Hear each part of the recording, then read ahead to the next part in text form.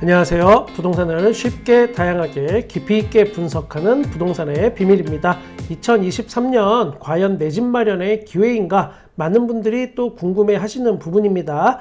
제 주변의 지인이나 손님들도 저한테 많은 분들이 질문을 하는 내용이기도 합니다. 부동산이 어느 한 가지 영향만으로 결정이 되는 것이 아니기 때문에 저도 뭐 딱 잘라서 말을 해주진 못합니다. 그래도 뭐 제가 구구절절히 이런저런 설명을 드리긴 합니다. 이런 경우 저런 경우 여러 경우의 수를 다 이야기해 드리는데 그 내용을 좀 간략하게 여기서 한번 풀어볼까 합니다. 먼저 가장 중요한 2022년의 상황부터 한번 설명을 해드리겠습니다. 2022년은 역대급 부동산 불황기였습니다. 단순히 뭐 얼마 떨어졌다가 이게 중요한 게 아니고 거래량이 없었다는 점이 굉장히 중요한 포인트입니다.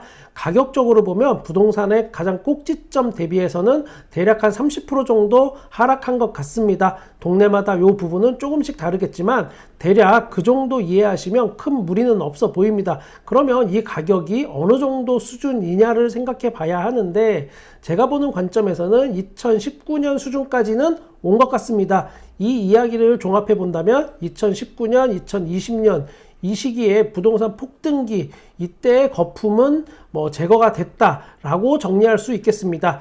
그런데 여기서 놓치지 말아야 할 것이 또 하나 있습니다. 지금 말씀드리는 이 가격의 수준은 호가를 기준으로 현재 최저가 수준이라는 겁니다.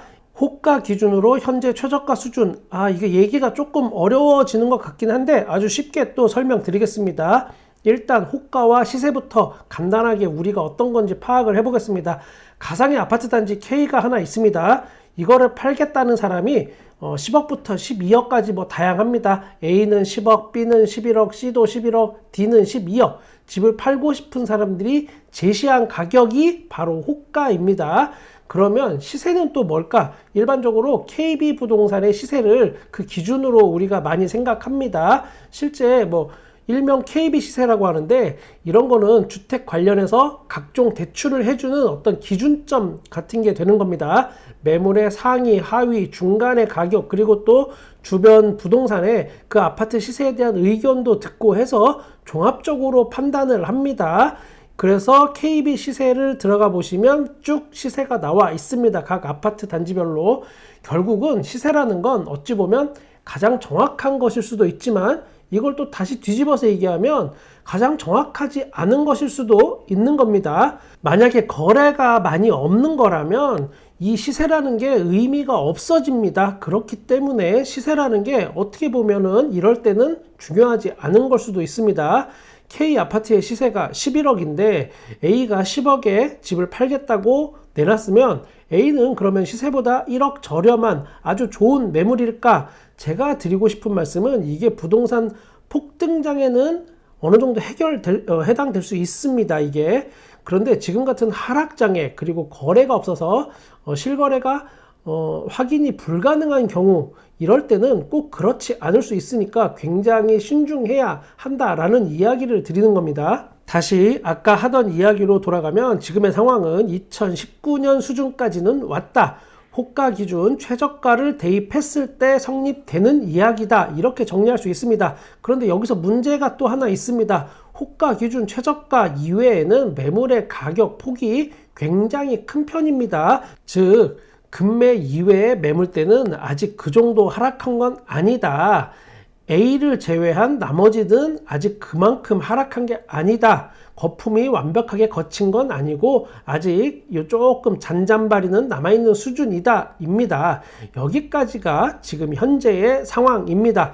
이제 2023년 집을 사야 하는지 말아야 하는지 판단할 또 다양한 이야기를 한번 해보겠습니다. 금리, 부동산 정책, 언론 기타 등등을 이야기해 볼 텐데 먼저 금리입니다. 제가 부동산을 거래하면서 체감한 점은 70%에서 80% 정도 되는 분들은 다 대출을 끼고 집을 산다는 점입니다. 이것도 좀 줄여서 말한 것 같고 실제로 보면 거의 대부분 90% 이상이 대출을 다 끼고 집을 사는 것 같습니다. 그래서 금리가 굉장히 중요해졌습니다. 지금 주택담보대출 상단이 7에서 8% 수준이라면 내년에는 이것보다 더 높아질 확률이 있습니다.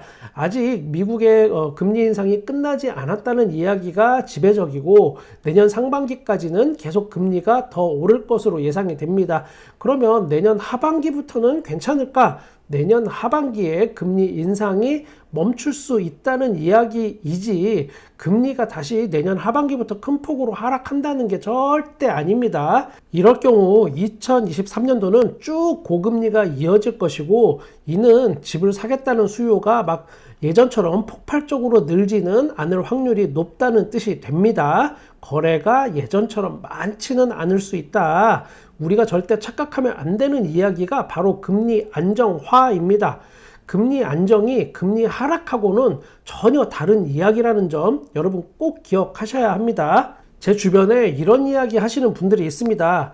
예전에는 대출이자 10% 시대에도 다 대출받아서 집 사고 막 그랬어. 네, 그런 적 분명히 있습니다. 그럴 수 있었던 이유가 두 가지 있습니다. 첫 번째는 사회 전반적으로 암묵적 합의가 있었습니다. 대출이자 10%가 결코 무리한 것이 아니라는 걸 사회 구성원 모두가 인정하던 그런 시기입니다. 그런데 지금은 3%대 저금리 주택담보대출의 꿀맛을 봤습니다. 그런 지가 1년 정도밖에 안 됩니다. 그렇기 때문에 주담대 10%를 우리 사회가 받아들일 준비가 아직 안 됐습니다. 두 번째는 투자 가치만 있으면 가능합니다. 즉 연이자 10%를 지불하는 것보다 주택의 가격 상승이 더 큰 이익이 남을 것 같다면 아무리 높은 이자라도 사람들은 그걸 기꺼이 지불합니다. 그러려면 앞으로 아파트 가격이 폭등할 거라는 어떤 확신이 있어야지 사람들이 고비용의 이자를 지불하고도 집을 삽니다. 그런데 지금은 이 가격 수준이 앞서 말씀드린 대로 2019년 정도 수준입니다.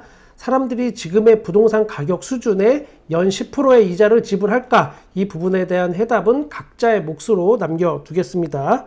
부동산 정책 부분입니다. 2023년 부동산 정책은 한마디로 정리하면 그냥 집 사라입니다. 먼저 다주택자의 취득세를 한번 낮춰줍니다. 지금 현재 서울에 10억짜리 아파트를 사면 취득세가 3,300만 원입니다. 취득세 3%, 지방교육세 0.3% 해서 3.3%를 내게 돼 있습니다. 그런데 2주택부터는 8%, 3주택은 12% 이렇게 됩니다. 이거를 내년부터는 확 줄여주겠다는 겁니다. 즉 다주택자들이 집을 살 수 있는 여건을 만들어 주는 겁니다.